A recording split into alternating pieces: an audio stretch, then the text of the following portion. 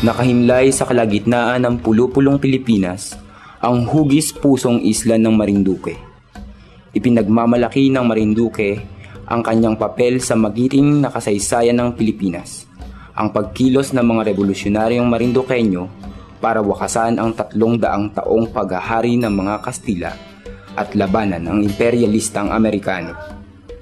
Matapos ibigay ng Estados Unidos ang huwad na kalayaan noong 1946, ang bansa at likas na yaman ay nanatiling hawak ng mga dayuhan at ng mga kasabwat na politiko at Panginoong may lupa o mga naghaharing uri ng bansa. Ganito ang nangyari sa Marinduque.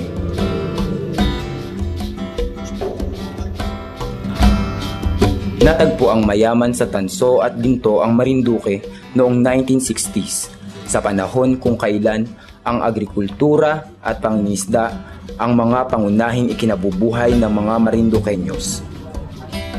Ito ang isang dahilan kung bakit interesado ang mga dayuhang korporasyon, ang mga minahang korporasyon na kunin ang mineral na yaman dito sa isla ng Marinduque. Isa sa malalaki at dayuhang kumpanya ng pagmiminang pumasok sa bansa ang Placer Dome. Ang Placer Dome ay nagmula sa Canada at ikalima sa pinakamalaking kumpanya ng pagmimina sa buong mundo. Nakapasok ito sa bansa sa pahintulot ng dating Pangulong Ferdinand Marcos. Sa tulong ng mga patakaran at programa na pabor sa mga dayuhang mamumuhunan, kinuha ng Placer Dome ang napakaraming deposito ng tanso at ginto at winasak ang kalikasan sa isla ng Marinduque. Mga ganitong pulisiya at batas ay dikta rin ng mga international financing institution katulad ng IMF, katulad ng World Bank. Halos kolonya pa rin tayo ng Amerika. Kung ano yung idinidikta ng Amerika sa gobyerno natin, pinapatupad kung sino man yung nasa gobyerno na yan. Ganyan ang nangyayari sa mining. Mula sa Mining Code ni Pangulong Marcos hanggang sa Philippine Mining Act ni Presidente Ramos, ang lahat ng batas ng pagmimina sa bansa ay naglalayong pangalagaan ang interes ng malalaki at dayuhan na mamumuhunan. Kasabwat din sa pandarambong ang mga politiko at Panginoong may lupa sa mga lalawigan at rehiyon. Sa Marinduque, ang Panginoong may lupa na pamilyang Reyes ay nananatiling makapangyarihan pati sa usapin ng pagpapahintulot ng pagmimina. Kahit sa totoo lang ay nagsasalita sila ng sabihin ay sila ay hindi papayag na magbukas ang markaper, ang minahan.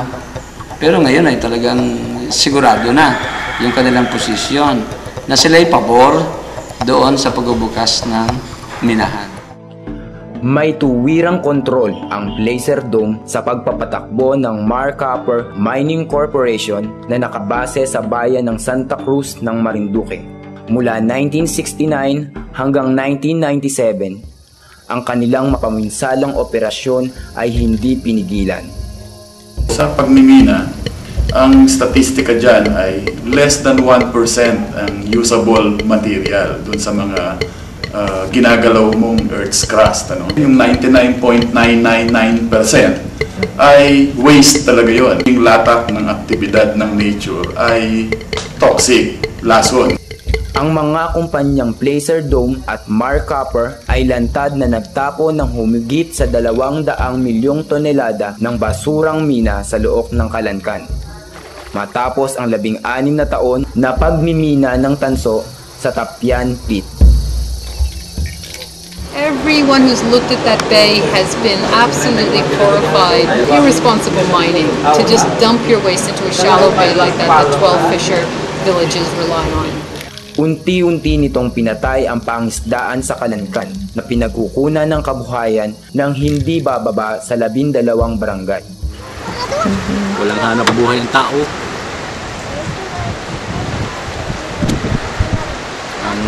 Ang isda naman, mura.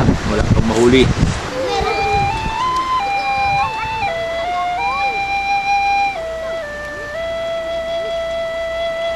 Ganito rin ang nangyari sa imbakan ng basurang mina ng Magila-Gila Tailings Dam.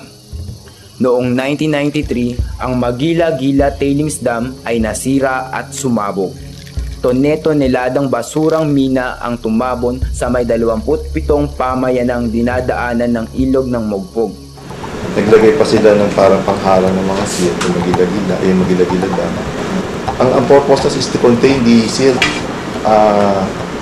minimize the silt coming to the downstream, sa river system. Pero ano nangyari? Nasira yung dam, nabutas. Kung susuriin ang istruktura ng mga imbakang ito, hindi ito naaayon sa itinakdang pandaigdigang pamantayan sa pagmimina. Yung iba, nilalagyan nila ng lining ng makakapal na plastic para sa ganon hindi mag-leach through, hindi bumagsak yung effluents, ano. Sa kaso ng Marinduque, wala naman tong ganitong pag-iingat Talagang lupa lang 'yon, walang lining 'yon, basta nakatambak lang 'yon sa isang depression. So two things, it leaches at the same time it spills. Bagamat yung leaching niya ay mas less concerned kaysa doon sa nag-overflow kasi mas matataas yung mas madami yung nag-overflow at saka mas mabilis ang magiging epekto sa health ng tao. Meron pa rin kaming tumatagas na silt galing sa Magila-Gila Dam. Continuous hanggang ngayon? Oo, hanggang ngayon. Bababa yung pag oras na Oras na naulan. Umagos na umulan ng kaunti lang ay ko na. Umagos yung nag-aasul-asul. Ay, ang dalag lahat dyan. Tilapia, patay lahat, pati hipon. Wala na pong katapusan ng problema namin dito.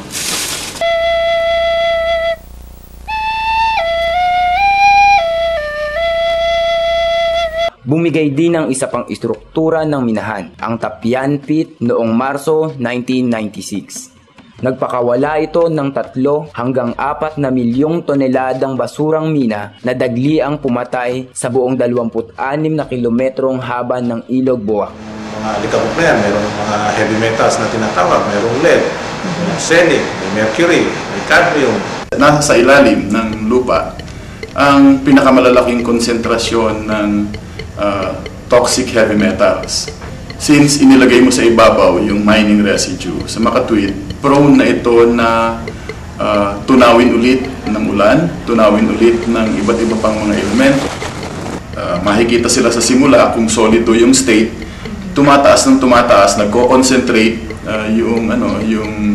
yung effluent at tumataas ang concentration sa mga bodies of water. Kagaya kung sa ilog dumadaloy o sa dagat kung sa dagat dumadaloy. Wala pang isang taon, ilang buwan lang puno na yung dredge channel na ginawa ng Placer Dome.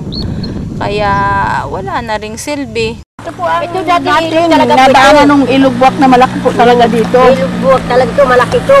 Hindi dati ito ang ilog namin. Taliko-liko yan, pag ganyan. Ang lalim nito ay siguro baka tatlo ko. Ang lalim nito Itong lugar na ito ay ang lawak na maisan. May manihan siya. Dami yung mga ang tawag doon, yung kamuting kahoy. Nung dumalo yung mine tailings na yan, ay di napakarami na po talagang tailings, ay natatakot na sila na mapuno na yung kabilaan na yun. Sila po ay mga anong kabuhayan nila? Mangingisda po, saka magsasaka, saka yan po ang kanilang mga hayupan nung una. Natambakan yung aming mga inagapastula ng mga hayop. Hindi namin ngayon maintindihan kung saan namin pastol ang aming mga hayop. Dati-rati ang mga ngisda, pag umaga, nandito kami, umaga't hapon. Pagdating ng mga bangka niyan, kanya-kanyang bigayan lamang dahil sagana sa huli. Nakahuli kami ngayon, kung minsan yung puro baga tinig na. Bayat yung isda niya, walang laman. Ay siya, pero tinig siya, tapos yung kaliskis lang. Malaki ang ulo, pero walang laman. Nung bumulwak na yung mine tailings na dumaan dyan sa ating Ilog Buwak na siya namin pinagkukunan ng aming irrigation system, nakaranas na ng abnormality yung aming pagkuha ng ani. Lagi pong masakit. Naninilaw. Namumula. Malaki pong ipa.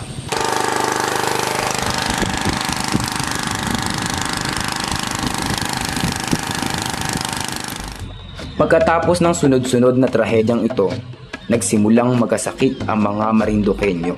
Itong heavy metals na ito na sinasabi nating toxic ay yung mga napatunayan na kapag na-ingest ng tao ay nagiging dahilan ng mga kung ano-anong mga sakit. Ayan, maraming mga pasyente pumupunta rito, sumasakit ang tiyan, nang manghihina, parang parating na madaling mapagod. Yung mga dinala nga dyan sa PGAs ng mga bata ay pinadaan sa tinatawag na chelation therapy para lang mabawasan yung deterioration ng kanilang pagkakasakit dahil sa lead, pero hindi yung garantiya na may babalik na sila sa normal. Isa si Joseph Mooney sa mga batang dinala sa Philippine General Hospital upang dumaan sa prosesong detoxification na tinatawag na chelation. Pagkumakayanan pag nasakit yung tiyan ko at saka ulo. Isa rin sa mga batang dumaan sa prosesong chelation ay si Richard. Yung panghihina ng memory. Inaangayaw ko sa nawawala sa utak ko yung mga, halimbawa pag nagre-review, nawawala sa isip ko lahat ng nag-review ko. Tsaka madalas yung panghihina. Siya ngayon ay naninirahan sa Kamay Nilaan simula ng gamutin upang maiwasan ang muling malantad sa lasong mula sa mina. Dahil sa kakulangan ng suporta mula sa gobyerno, tanging tulong ng kamag-anak ni Richard ang inaasahan niya. Malungkot nga ako at ganito ang buhay. Kita niyo, ako'y nagkalayo kami ng anak ko na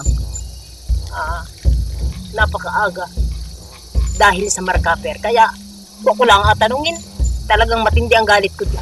Sila yung mga walang puso, walang kaluluwa. Sarili lang nilang bulsa ang kanilang pinapuno. Alam lang nilang ibusugin na ang kanilang sikmura. Kinumpirma rin mismo ng kagawaran ng kalusugan na delikado at nakamamatay ang manirahan sa malapit o sa paligid ng mga lugar na kontaminado ng lason ng minahan. Ang level ng arsenic ay mataas. Na ang level ay nagre-range from 0 to 28 microgram per deciliter. Na sa madaling sabi, ito hindi ito pangkaraniwan. Ang lead, ang normal ay less than 10 microgram sa bata at less than 20 sa adults. Pero lumalabas na merong hanggang 1 hanggang 702. Reden Reynoso, yung 12 years old na nagkaroon ng severe malnutrition with arsenic sa blood level niya. Nagpunta rin siya sa PGH pero despite the fact na kailangan siyang ma-detoxify, hindi siya di-detoxify ng taga-PGH sapagkat siya ay malnourished. Symptoms na nakikita natin sa adult, aside from yung mga ganun nga sa mga bata, yung mga pinapangati sila, nagkakaroon ng mga irritation sa extremities. Pag pa nun, ito lang naigay. Yan lang naigi. Pero yun, hindi. Masakit ba tapos makati? Subalit, mariing tinatanggi pa rin ng Markaper na ang mga basurang mina nito ay lason. Mine tailings are nothing more than the portion of the ore which is no longer needed after the copper has been extracted. It's as simple as that. It's basically ground rock mixed with water. So basically sand. You've seen it? Yeah, I've seen it. So it's not toxic? It's not. Isinara ng Placer Dome ang kanyang operasyong mina noong 1997, isang taon matapos ang trahedya sa Tapian. Umalis ito nang hindi nililinis ang kinalat na basurang mina. Isinasaayos ang lahat ng nasira nito at nagbabayad ng sapat na kompensasyon. Matapos ang 30 taong pagpapasasa sa kabangyaman ng tanso at ginto, iniwan ng Placer Dome ang Marinduque na mas mahirap pa sa panahong una nilang dinatnan ang isla. Yung dito po? Wala pa, hindi na mabayaran yan. Kanila dyan. Bonus at saka yung increase. Hindi na bigay. Ilan ho kayo? Marami kayo nag-strike? Marami po kami. Kami siguro mga 600 plus. Wherefore, in view of the foregoing premises, an order is issued. Ibig pong sabihin, ito po yung kaso namin na pinaglalaban na kung saan po ay naawardan kami po ng almost 50 million pesos. Ito po yung pakikibaka ng mga manggagawa upang po matanggap yung kanila pong mga napinsala sa kanila. Ay, hindi ko po masasabi sa inyo sapagkat napakabigat po ang kalaban dahil marami po silang pamamaraan upang hadlangan at tutulad ang anuman po sa gawain namin na legal. Sa kabila ng lahat ng ito, isinusulong pa rin ni Pangulong Arroyo ang higit pang pagbubukas ng bansa sa mga dayuhang korporasyong mina. Kabilang na dito ang pagpapatuloy ng pagmimina sa Marinduque. Kung mapangat natin ang growth ng mining industry by about 100% every year, no, which is very possible, mapapangat natin ang ating ekonomiya siguro by about 1 percentage point. No? Itong Marinduque is a special case kasi marami pa talagang copper sa Marinduque. My copper had paid 7.8 billion pesos in taxes, generated $1.2 billion in foreign exchange. $84 million annually ang magiging income ng national government. Samantalang hanggang ngayon ay may utang pa sa real property tax sa bayan ng Santa Cruz at sa buong Marinduque ang Marcapper po sa Maraming pangako. Tulad ng ano? Katulad ng may power subsidy, may employment. Sa isang barangay na nagatrabaho, halimbawa ay 100 worker sa isang barangay, 1% lang yung pwede magtrabaho. Ibig sabihin, sa 1% sa 100, 10 katao lang yung pwede magtrabaho sa isang barangay. Yung hindi makapagtrabaho ay bibigay ng kumpanya 15,000 para siya daw ang pagsimula ng pagnegosyo o hanap buhay na 2 person ang bawat isang barangay. Yun lang kung kakapasa doon sa pamantayan ng scholarship. Apprenticeship, may medical mission pa. Tapos pangako pa sa barangay na 7% nung 1.8 million bawat taon ay ibibigay sa barangay. 1.8 million ang ibibigay ng Mercapper sa mga barangay na affected area. Yun ay hindi sa isang barangay lang. Yung lahat ng affected area, yun daw ang ibibigay na kabahagi sa mga affected area, yung 1.8 million. Hati-hati na sila doon? Oo. Parang pinapangako na nila ang langit at mga bituin para masungkit ang pag-uwo ng mga barangay.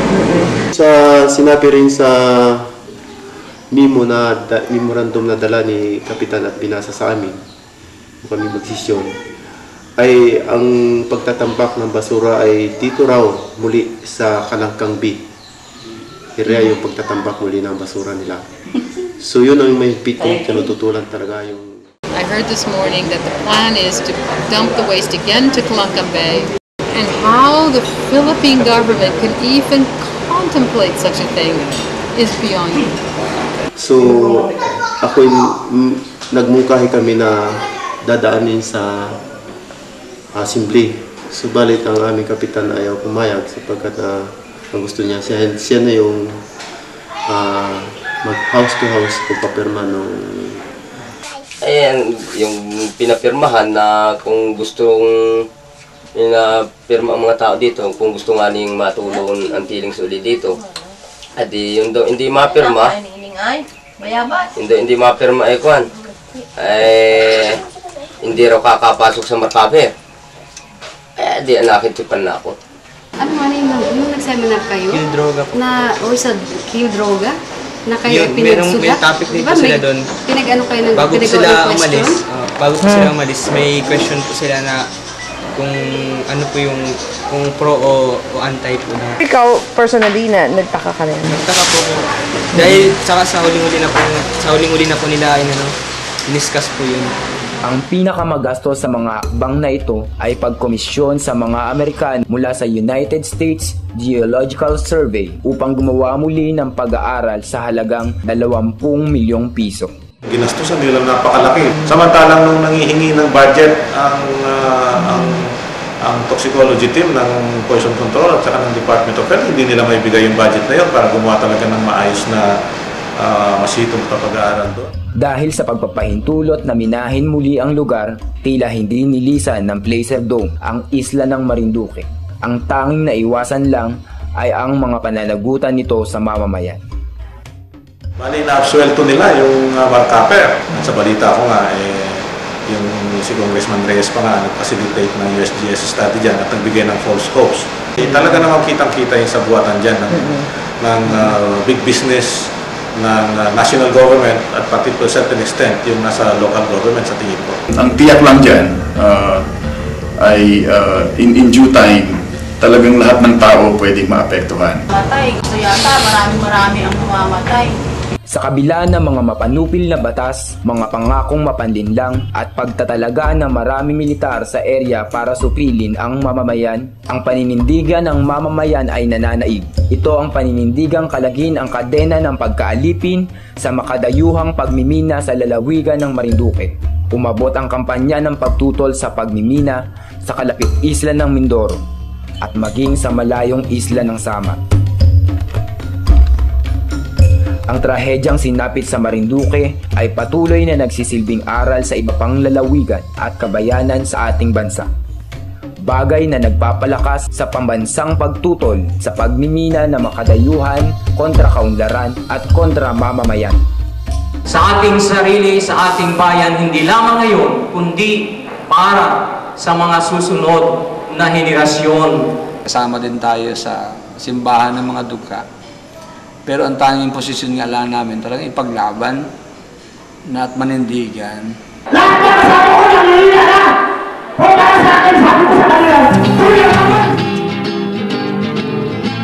Patuloy na iginigiit ng mga Marinduqueño, 10 na mga makabayan, makamamamayan at makakalikasang organisasyon ang mga panawagang ito. Mamamayang pilit ginuko ng dahas, bawang nakatindig at may hawak na armas. Ang mga pasakin pilit na kinakalas, mapagsamantalay aalisan ng lakas. Dugong magsasakang dati ibinili, sa iyong larangan daloy pa ay dinig. Sa panahong ito'y nagsisilbing bisig ng mga manggagawang siya ngayong may pinig. Sa bagong kilusan sa buong daigdig na siyang magpapatid ng kadena sa bisig. Masdan mo ang parang sa iyong paligid, lahat ay nariyan, anak mo ang papatid. Sa kawing ng imperialistang ganid, hanggang ang demokrasya'y may tayo ng tuwid. Huwag ka nang malumbay ng Pilipinas, kahit na may ilang anak ang malagas. Huwag nating bakal na kubling likuran, ang mga bukirin ay isang katiyakan. Puring mapang-api ating ibabagsak at may lalatag ang mapulang bukas.